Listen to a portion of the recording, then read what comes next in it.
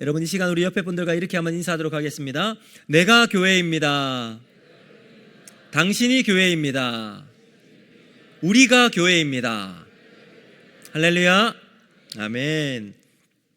자, 오늘 본문 말씀을 중심으로 하나님은 라반으로 야곱을 빚으신다, 이런 제목. 라반을 통해 야곱을 빚으시는 하나님, 이런 제목으로 말씀을 전하도록 하겠습니다. 우리가 살다 보면 정말 이해할 수 없는 사람들을 만날 때가 있습니다. 식당에 갔는데 정말 밥이 맛있었어요. 즐겁게 또 음미하며 먹고 있는데 큰 소리로 소리를 내면서 거기 있는 모든 손님을 불쾌하게 만드는 사람을 만날 때 참 이해할 수 없는 사람이죠. 자동차 전용 도로로 아주 평온하게 달리고 있었어요. 갑자기 눈앞에 등장한 역주행하는 차량을 만나게 된다면 심장이 밖에 나갔다가 다시 들어올 정도로 위험하고 아찔한 경우가 생길 겁니다. 아니, 그 사람은 무슨 생각으로 그 길을 들어왔는지 이해할 수가 없습니다. 그런데 정말 견디기 힘든 사람은 나의 선의를 악용하는 사람이죠. 사사건건 내 앞길을 막는 사람. 아니, 저 사람 얼굴만 봐도 가슴이 답답해지는 사람들입니다. 우리는 보통 그런 사람들을 보면 재수가 없다, 운이 없다 라고 넘어갈 때가 있습니다. 그리고 하나님께 이렇게 기도합니다. 하나님, 제발 저 사람 얼굴 보지 않도록 치워주십시오. 저 사람 때문에 내 신앙생활도 못하고 일도 손에 잡히지 않습니다. 혹시 여러분 그런 얼굴이 떠오르십니까? 오늘 설교는 바로 그런 사람을 위한 말씀입니다. 오늘 본문을 자세히 들여다보면 놀라운 사실을 하나 발견할 수가 있어요. 하나님이 우리를 변화시키시고 믿음을 성장시키는데 가장 즐겨 쓰는 도구가 있는데 바로 사람이라는 겁니다. 그것도 내가 좋아하는 사람이 아니라 내 속을 뒤집어 놓는 라반과 같은 사람을 통해서 나를 성장시키시고 하나님의 도구로 사용하신다는 사실입니다. 오늘 본문 주인공은 야곱입니다. 자, 야곱은 그의 인생의 황금기를 꿈꾸며 하란에 도착했습니다. 비록 형을 속이고 도망쳐 나온 신세이긴 하지만 이제 여기서만큼은 보란듯이 성공해서 아버지께 돌아가서 아버지, 제가 잘 살았습니다, 성공해서 돌아왔습니다, 이 아버지의 인정을 받을 것이라는 결심을 했을 겁니다. 그리고 내가 사랑하는 여인과 만나 아름다운 가정, 행복한 가정을 이끌고 돌아가리라 라는 꿈을 꾸었을 겁니다. 그런데 그 앞에 누가 나타나죠? 자기보다 한 수 위인 속임수의 대가 외삼촌 라반을 만나게 됩니다. 자, 오늘 우리가 볼 말씀을 통해서 우리의 삶의 현장에도 이런 라반과 같은 사람을 만날 때가 있습니다. 사실은 이 라반은 우리의 인생을 망가뜨리는 원수가 아니라 하나님께서 우리를 빚어나가시는 도구라는 사실을 깨닫는 시간이 되기를 바랍니다. 그렇다면 하나님은 우리를 어떻게 다듬어 가실까요? 두 가지로 말씀을 보면서 은혜를 나누고자 합니다. 첫 번째, 하나님은 야곱의 전공 분야를 사용해서 다듬어 가신다는 사실입니다. 자, 여러분, 야곱이라는 인물을 생각하면 떠오르는 단어 어떤 게 있으십니까? 어떤 게 있으세요? 네? 속임수, 꼼수, 야매, 이런 거예요. 그러니까 수단과 방법을 가리지 않고 자신의 목적을 이루는 사람이죠. 요즘 말로 하면 JQ가 높은 사람. JQ가 뭔지 아세요? 잔머리의 대가, JQ입니다. 그러니까 야곱은 태어나면서부터 형의 뒤꿈치를 붙잡고 태어났습니다. 그래서 그의 주특기가 붙잡기예요. 배고픈 형에게 팥죽을 내밀면서 장자권을 자기 것으로 빼앗았습니다. 눈먼 아버지를 속여서 아버지의 축복을 가로챘습니다. 그 야곱의 인생은 그야말로 자신의 목적을 이루기 위해서 수단과 방법을 가리지 않고 다 동원해서 얻어내는 사람이죠. 그러니 이익이 있다, 목적이 있다, 그건 거기에 계산이 정말 빠른 사람, 마음만 먹으면 다 가질 수 있는 자신감이 뼛속까지 들어있는 사람이었습니다. 그런데 하란에서 만난 라반. 이 라반도 계산에는 일가견이 있는 사람이었습니다. 야곱이 라반의 집에 한 달을 머물렀는데 이 라반이 야곱을 딱 보니까 일머리가 아주 좋은 사람이었습니다. 한 번 일을 시키면 두말할 필요가 없을 정도로 마음속에 쏙 들 그렇게 깔끔하고 아주 정리를 잘 해놓는 사람. 야, 이거 놓치면 아깝겠다라는 생각이 들었습니다. 그래서 라반은 야곱을 자신이 보았을 때 이 보통 인물이 아니라는 것을 보았어요. 그래서 야곱에게 이렇게 제안을 합니다. 네가 아무리 친척이지만 내가 어떻게 공짜로 너에게 일을 시키겠느냐? 품삯을 한번 불러보아라. 얼마를 주면 되겠느냐? 이렇게 제안을 해요. 그러자 야곱이 대답을 하는데 아주 의외였습니다. 자기가 7년 동안 외삼촌을 위해서 열심히 일을 할 테니까 삼촌의 작은 딸 라헬을 나의 아내로 주십시오. 아주 파격적인 요구를 한 겁니다. 라반의 입장에서는 야, 이거 웬 떡이냐? 흔쾌히 받아들입니다. 야곱은 라헬을 사랑했기 때문에 7년을 수일처럼 며칠간 여기면서 아주 열심히 일을 했습니다.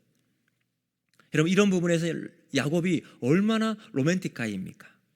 자신의 전부를 사랑하는 여인을 위해서 바치는 아름다운 사랑에 다 있는 이 남자의 모습, 안 반할 사람이 누가 있겠습니까? 이런 말이 있잖아요. 좋아하는 사람과 같이 있으면 오랜 시간을 보내도 시간이 금방 지나간다고 말을 합니다. 라헬을 너무 사랑하니까 이 7년이라는 시간이잖아요. 여러분, 그 시간 동안 그냥 좋은 일만 하는 게 아니에요. 힘든 일, 굳은 일 야곱이 다 해나갑니다. 그런데 야곱은 그 시간 가는 줄 몰라요. 이 시간만 지나면 사랑하는 여인 라헬과 결혼할 수 있다는 목적이 있었기 때문이죠. 그래서 일하는 중에도 저기 멀리 라헬이 눈에 보이잖아요. 엔돌핀이 막 솟아나요. 그래서 막 열심히 일할 수 있었어요. 1년이 지나면 남은 시간을 계산하면 야, 이제 6년만 하면 되겠구나. 또 1년이 지나면 5년 남았구나. 스스로 기대감에 부풀어 있었습니다. 그리고 그 긴 세월처럼 보내었던 7년이 지나갑니다. 마침내 결혼식 날이 되었습니다. 야곱은 꿈에 그리던 자신의 이상형 라헬과 결혼을 해서 아내를 맞이할 수 있게 되었죠.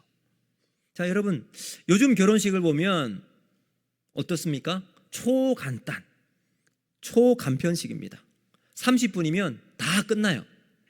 그래서 마치 후딱 헤쳐버린다라는 느낌이 강하게 들게 되는 그런 결혼식인데, 물론 그렇게 하는 사람은 없겠지만 요즘 결혼식 풍속이 그렇습니다.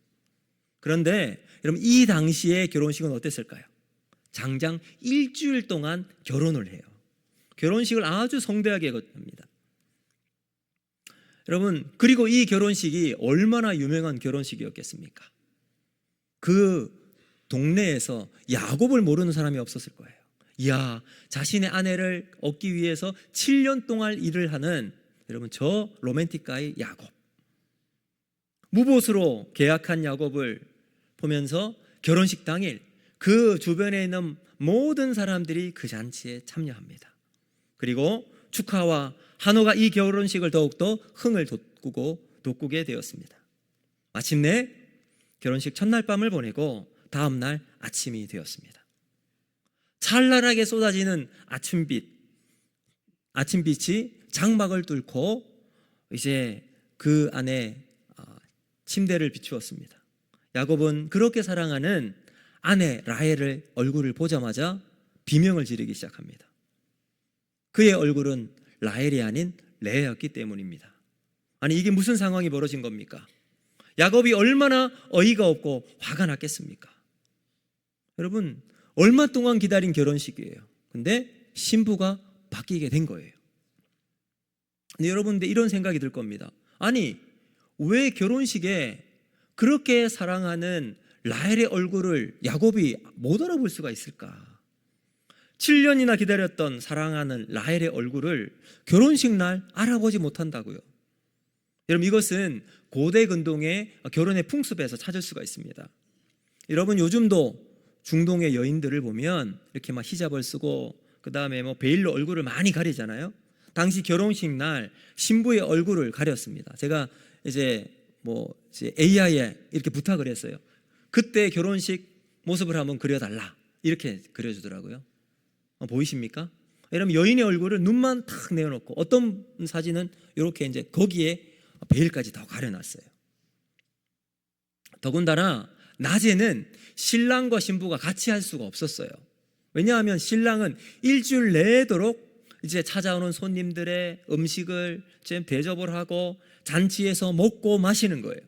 그래서 신랑이 결혼식 첫날 밤 신방에 들어갈 땐 여러분 이제 이 신랑은 술이 만취가 된 거예요. 게다가 신부는 온 몸을 여러분 다 가리고 있었어요. 얼굴뿐만 아니라 몸을 다 가린 상태에 캄캄한 신방에 들어갑니다. 여러분 이 상황을 라반이 절묘하게 이용한 거죠. 아침에 눈을 떴을 때 야곱의 눈앞에 있는 라헬이 아닌 레아를 보았을 때 여러분 야곱은 라반에게 막 따집니다. 아니 외삼촌 어떻게 나에게 이렇게 할 수가 있냐고. 이때 라반의 대답을 한번 들어보시길 바랍니다. 26절 말씀 같이 한번 읽습니다. 시작.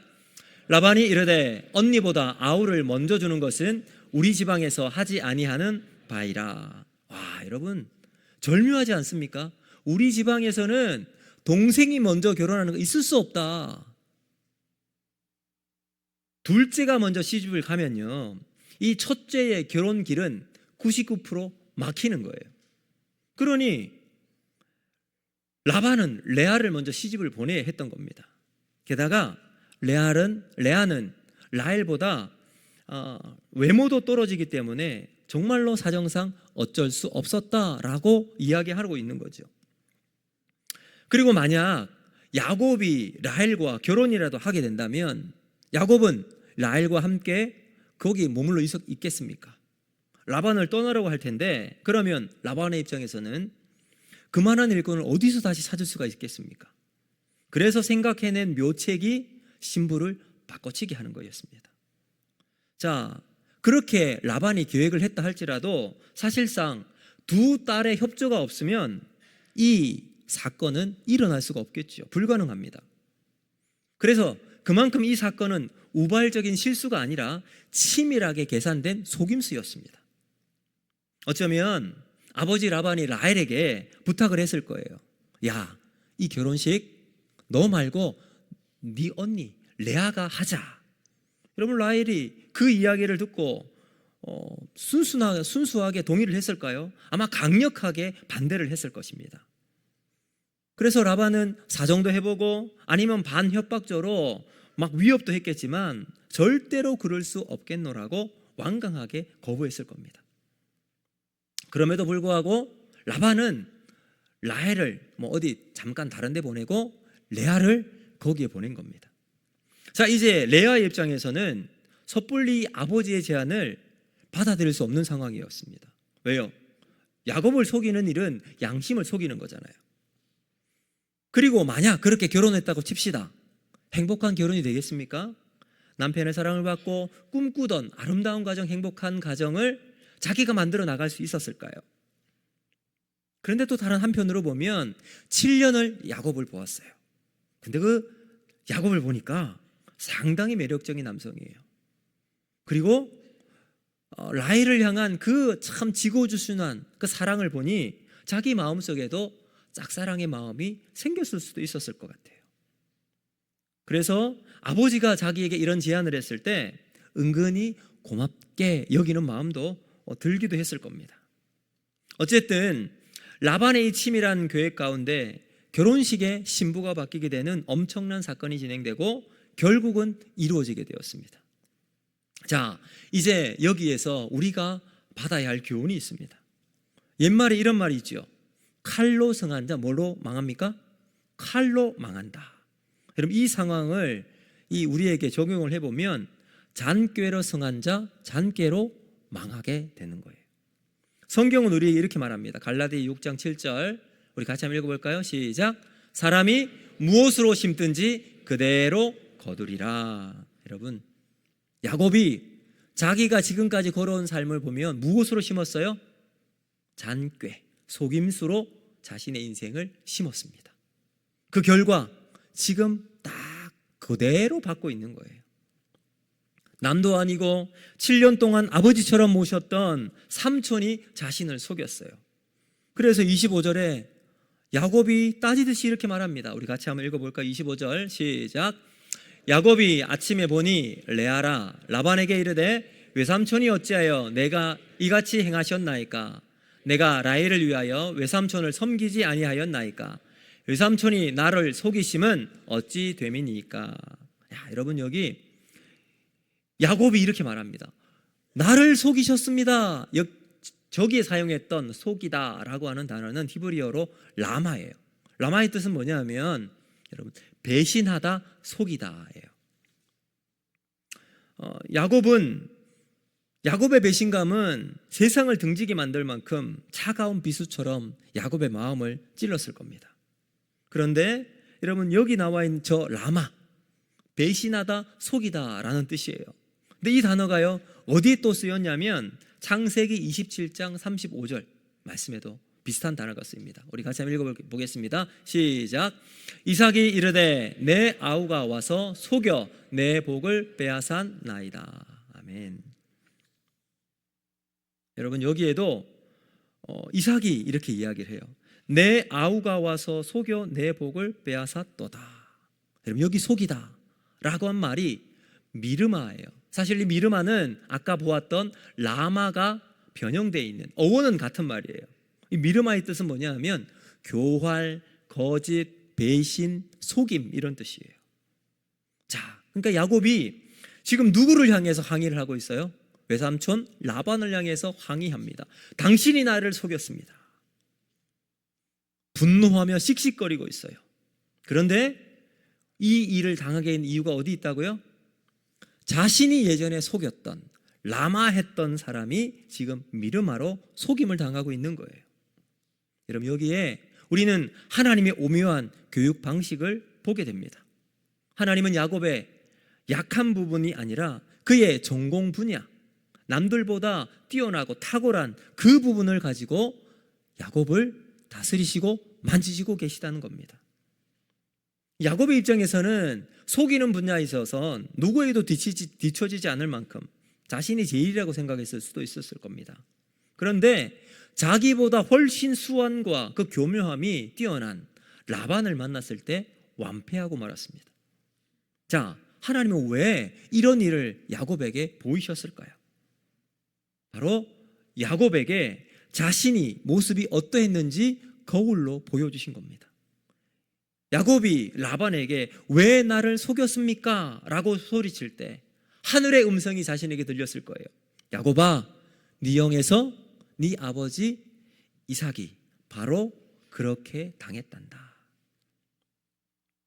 한 부인이 매일 아침 창밖에 서서 내다보면서 이웃집 여자를 흉보았습니다.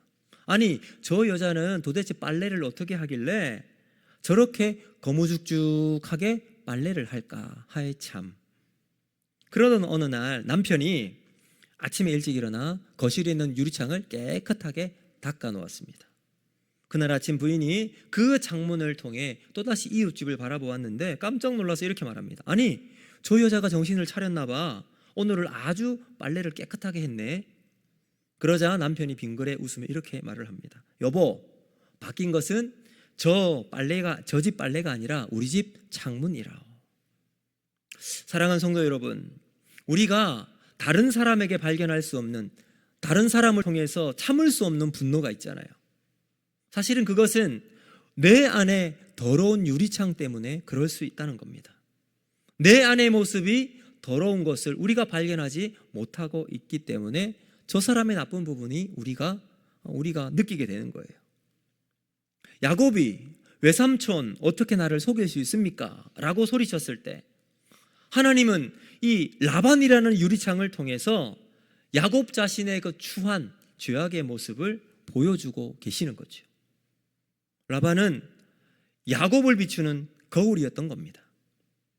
여러분, 혹시 여러분 마음속에 죽도록 미우신 어떤 분이 생각이 나신 분이 있습니까?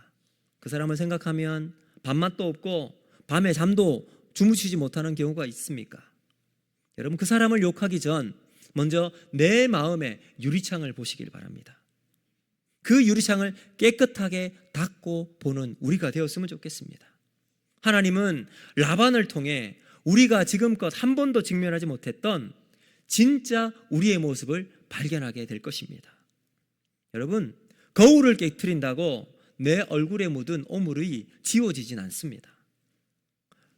라반이라는 거울을 보면서 우리 자신의 묻은 오물을 닦는 우리가 되었으면 좋겠습니다. 그래서 내 곁에 있는 라반을 미워하기 전에 그 거울에 비친 내 모습을 먼저 주님 앞에 회개하고 돌이키는 저와 여러분이 되기를 주님의 이름으로 축복합니다. 자, 이제 두 번째, 본문을 통해 우리가 받을 수 있는 교훈은 하나님은 우리의 상처를 다듬어 찬양으로 바꾸신다는 사실입니다. 자, 사랑하는 성도 여러분, 이 라반의 사건의 후유증은 생각보다 훨씬 컸습니다. 야곱은 원치 않게 아내가 둘이 되고 말았습니다. 라반은 야곱에게 둘째 딸 라헬도 아내를 주겠다고 제안을 하는데 어떻게 하는지 보시기 바랍니다. 27절 같이 한번 읽겠습니다. 시작. 이를 위하여 7일을 채우라. 우리가 그도 내게 주리니 내가 또 나를 7년 동안 섬길지니라. 아멘. 자, 여러분, 이 라반을 보세요. 철저하게 장사꾼이에요. 야곱에게 뽑아 먹을 수 있는 거 다 뽑아 먹습니다. 이제 둘째 딸 라헬을 주는데 7년을 더 섬겨라 라고 제안을 해요. 여러분, 이런 말 있잖아요. 강호에 고수가 많은데 라반은 그야말로 은둔의 고수 중에 상고수였습니다.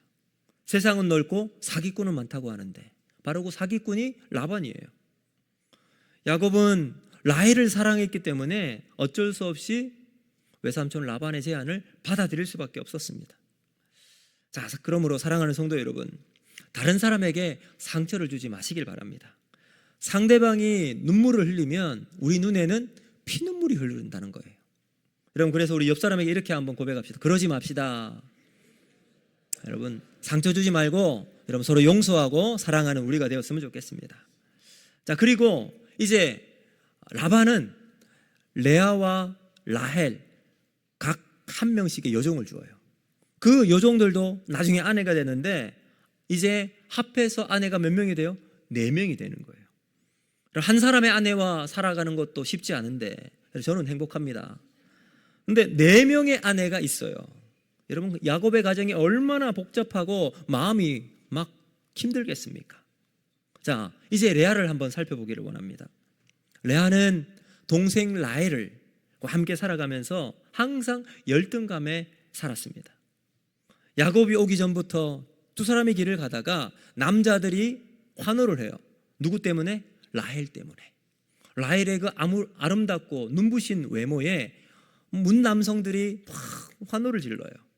자신은 아니었어요. 이제 레아가 야곱의 아내가 되었는데 야곱이 레아에게 고운 시선을 주겠습니까? 자신을 속이고 마치 라헬인 것처럼 그 첫날 밤 아무런 말도 없이 아침을 보내게 되었는데, 그러니 레아는 야곱이 화내는 것이 당연하다고 생각을 했고 어쩌면 그것을 그냥 받아들였을 것 같습니다. 그렇게 자신이 야곱의 집안에 자리 잡고 살아가기가 쉽지 않았을 겁니다. 그 첫날 밤 소외감과 외로움은 말할 수 없는 비수가 되고 비참함으로 살았을 겁니다. 여러분, 레아는 여자로서 부끄럽고 자존심도 상하고 동생에 대한 이 열등감까지 사랑받지 못하는 고통 가운데 살아가는데 그 모든 서러움이 한꺼번에 바로 그날 아침 터져버리고 만 것입니다. 여러분, 세상의 모든 신부가 신혼의 다음날 아침은 기쁨과 소망으로 맞이하게 될 텐데 레아의 그날의 아침은 그야말로 고통의 아침이었습니다. 사랑하는 성도 여러분, 오늘 우리도 레아와 같이 그 다음날 절망의 하루를 겪으시는 분이 계십니까? 그렇다면 오늘 우리 주님 안에 소망을 가지시기를 바랍니다. 여러분, 레아는 그렇게 비참한 결혼 생활을 시작했습니다. 장인에게 속은 야곱은 여전히 레아에게 냉담했습니다. 노골적인 그 차가운 눈길은 레아의 마음을 찢어지게 아팠고, 그 남편의 마음을 돌이켜보려고 이런 노력 저런 노력 다 해보았을 거예요. 그러나 남편 야곱의 마음은 돌아오지 않았습니다. 그런데 여러분, 그 아픔 가운데 레아의 믿음이 서서히 성장하기 시작했습니다. 레아는 이런 절망적인 상황에서 하나님을 붙잡고 결사적으로 매달렸습니다. 여러분, 우리가 언제 기도할 수 있을까요? 우리가 소망이 보이지 않을 때, 하나님 외에는 다른 길을 찾을 수가 없을 때 우리는 그때 기도합니다. 인간적인 다른 방법이 다 막히고 절망밖에 남지 않았을 때 우리의 기도는 더욱 간절히 하나님을 붙잡을 수가 있게 될 겁니다. 여러분, 그렇게 레아는 결사적으로 하나님께 매달려 기도했습니다. 왜요? 다른 길이 없었으니까요. 하나님만 의지해야 살아갈 수 있었기 때문입니다. 그래서 레아는 기도했습니다. 사랑하는 성도 여러분, 하나님은 절망 가운데 부르짖는 우리의 기도를 들으실 줄로 믿습니다. 철저하게 의지하며 하나님을 찾는 그 사람의 기도를 하나님이 우리를 들으실 줄로 믿습니다. 그럼 하나님은 그렇게 기도하는 레아의 간절함을 들으셨습니다. 그리고 레아에게 아들이 잉태하게 되었습니다. 우리 31절 말씀 같이 한번 읽어보겠습니다. 시작. 여호와께서 레아가 사랑받지 못함을 보시고 그 태를 여셨으나 라헬은 자녀가 없었더라. 아멘. 여러분, 하나님께서 레아를 축복하셔서 태의 문을 열게 해주셨습니다. 자, 그리고 그 태어난 아들의 이름을 루벤이라고 합니다. 자, 루벤의 이름의 뜻이 뭐냐 하면 여호와께서 나의 괴로움을 돌보셨느니라 라는 뜻이에요. 여러분, 이 말은 어떤 의미일까요? 여러분, 그 냉대와 차가운 눈초리 속에서도 하나님께서 자신의 태를 열어주셨다는 것을 보면서 하나님 나의 괴로움을 들어주셨으니 감사합니다. 그래서 아들의 이름을 루벤이라고 정한 거예요. 그리고 또다시 이제 임신을 하고 아들을 낳습니다. 아들의 이름을 시몬이라고 정해요. 자, 시몬의 이름의 뜻은 하나님이 들으심이라. 여러분, 하나님이 들어주셨어요. 그리고 또 임신을 해서 셋째를 낳아요. 셋째의 이름은 레위였습니다. 레위는 이제 내 남편이 이제부터 나와 연합하리라요. 그러니까 여러분, 남편이 나를 사랑하리라 라고 말하잖아요. 처절한 사랑받지 못하는 여인의 몸부림, 부르짖음, 이게 레아가 낳은 3명의 아들들의 이름을 통해서 우리가 발견할 수 있습니다. 자, 그리고 또 임신을 합니다. 아들도 참 잘 낳습니다. 넷째가 태어났는데 이름을 유다라고 정해요. 자, 우리 35절 우리 같이 한번 읽어보겠습니다. 시작. 그가 또 임신하여 아들을 낳고 이르되 내가 이제는 여호와를 찬송하리로다 하고 이로 말미암아 그가 그의 이름을 유다라 하였고 그의 출산이 멈추었더라. 아멘. 자, 여러분, 레아가 넷째 아들을 출산을 합니다. 이름을 유다라고 하는데 이때부터 레아의 인생의 반전이 시작합니다. 놀라운 인생의 전환점이 시작됩니다. 여러분, 아들 셋을 놓았어요. 그때 하나님께 기도했습니다. 기도하는 제목이 뭐예요? 하나님, 내 남편 나를 좀 보게 해주세요. 외롭습니다. 처절한 남편의 사랑을 갈구하는 한 여인의 부르짖음이 그 아들들의 이름 속에 녹여져 있잖아요. 사랑받지 못하는 자신의 처지를 보면서 하나님께서 나의 괴로움을 들으셨다. 사랑받지 못하는 자신을 하나님이 보셨다. 이제는 남편이 나와 연합하리라. 여러분, 얼마나 불쌍한 모습입니까? 그런데 넷째 아들을 낳아요. 이름을 유다라고 해요. 이름의 뜻이 뭐라고요? 이제는 여호와를 찬송하리로다. 레아의 관점이 남편에서 하나님에게로 옮겨가고 있어요. 중심 이동입니다. 영적 중심이 남편에서 하나님께 이동하고 있습니다.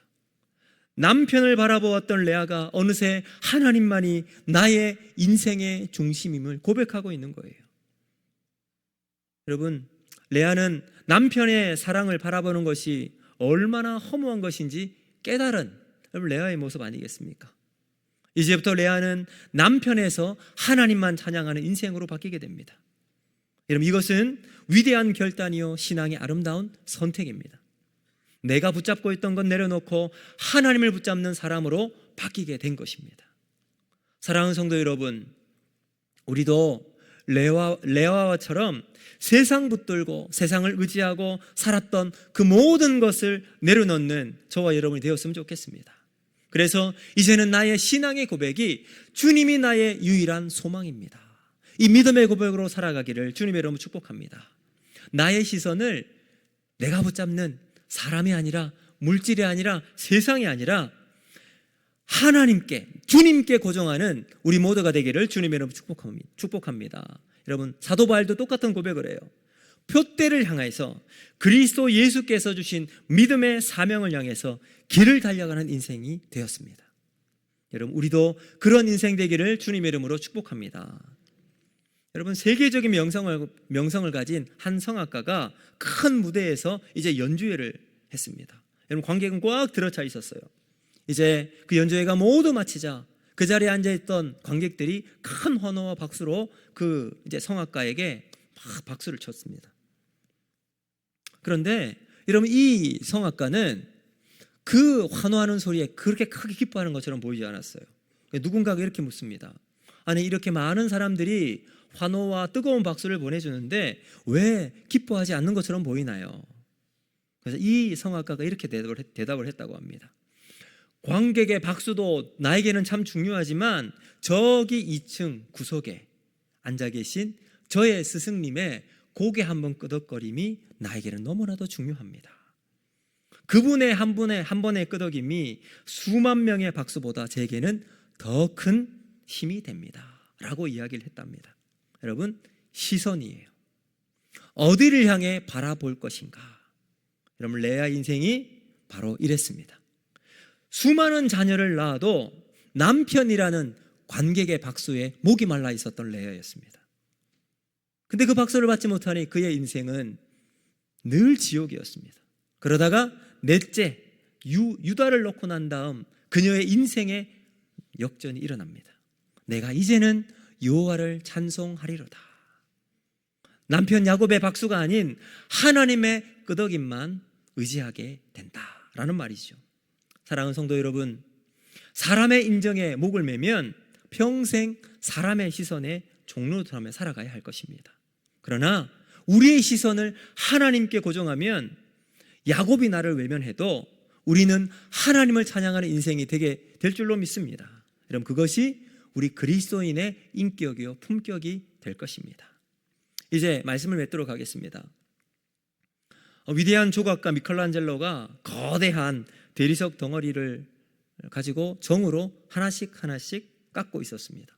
그때 지나가는 어린아이가 이렇게 묻습니다. 아저씨, 왜 그렇게 예쁜 돌을 자꾸 때려서 깎아내나요? 저 돌이 너무 아플 것 같아요. 그러자 미켈란젤로가 이렇게 대답을 했다고 합니다. 얘야, 나는 돌을 때리는 게 아니란다. 저 돌 안에 갇혀있는 멋지고 아름다운 천사를 끄집어내는 중이란다. 아주 멋지게 이야기를 했죠. 사랑하는 성도 여러분, 하나님은 어쩌면 오늘 우리 안에 있는 거칠고 모난 돌을 하나님의 정으로 깎고 계실 것입니다. 우리를 너무나도 사랑하시는 하나님은 우리를 그냥 내버려 두지 않으십니다. 야곱을 라반이라는 거울을 사용해서 그의 교만과 자만심을 꺾으시는 것처럼 오늘 우리의 삐뚤어지고 모나있는 교만과 욕심을 꺾어 나가실 하나님을 바라보는 우리 모두가 되기를 원합니다.